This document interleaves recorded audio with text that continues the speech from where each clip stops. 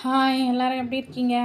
இப்போ நான் எங்கள் மாமியார் ஊருக்கு போய்கிட்டுருக்கேன். எதுக்குன்னா அவங்களுக்கு படைக்கணும். அவங்க இறந்து இன்னும் ஒரு வருஷம் ஆகலை. படைக்கிறதுக்காக போயிட்டுருக்கேன்.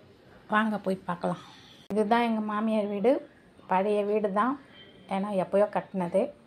இது வீடு பேக் சைடு.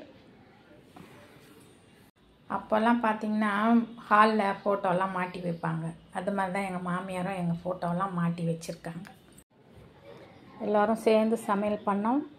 சமைச்சு மாமியாருக்கு படையல் போட்டோம்.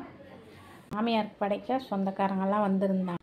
சிக்கன் குழம்பு, மீன் வறுவல், சாம்பார், ரசம், வடை, பாயசம், அப்பளம் எல்லாம் செஞ்சு படைத்தோம்.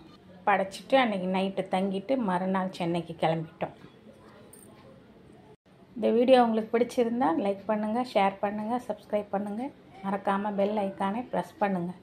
தேங்க்யூ, பாய்.